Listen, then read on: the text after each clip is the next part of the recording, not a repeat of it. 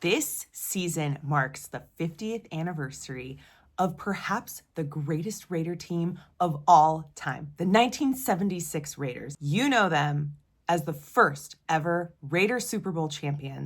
There he is. That's a job. That's the toughest job Oakland's had today, lifting John Madden up. So what was it like to be a Raider fan in 1976? Some things have definitely changed, but there are some things that are the same, thank goodness. Let's dive in.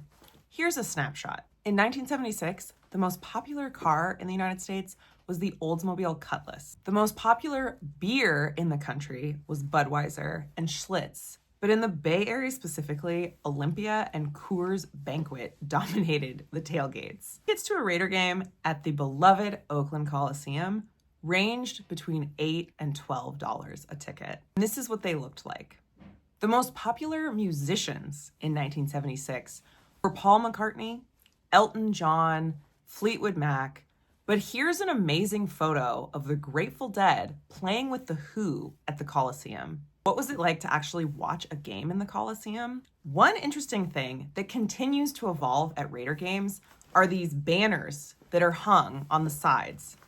Now, we still see plenty of flags, even at Allegiant Stadium, but these banners sometimes called out specific players and sometimes just represented the Raider Nation, as they still do. The Raiders in 1976 were nothing short of badasses. And one thing that fans still talk about are the perhaps illegal pads that the team used. Here's Phil Villapiano giving his account. We had a guy named George Anderson who was our trainer, and he was like in the CIA or something. They would have experts in demolition or something. George was an expert in pads, probably most of them illegal. George added to my gloves. What he did was he took the stuff from the, like you make casts out, he put it in the hot water, and then he molded it for me. What I essentially had was 2 casts. So when I hit somebody, boom, that was my first shot, right to their eye. The 1976 Raiders team was full of Raider legends. Ken Stabler, Fred Biletnikoff, Dave Casper, Cliff Branch, Art Shell, and that's the offense. But what about the defense? Perhaps the craziest Raider ever, which is a big deal, Twos. Then you had Skip Thomas, Willie Brown, George Atkinson, and Jack Tatum, the assassin. At this period in time, it can be said the Raiders' biggest rival was none other than the Pittsburgh Steelers. I think John Madden would agree. This Raiders team went 13-1 on the year, and we know the rest is history.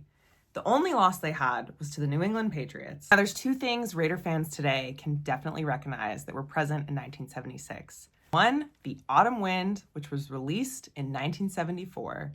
And 2, the Raiderettes, who've been with the Raiders since the beginning. Here's a Raiderettes performance from 1976. It's pretty awesome.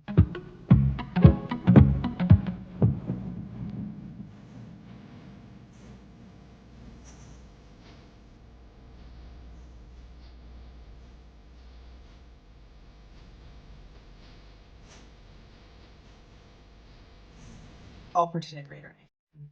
Go out there and swagger boisterously.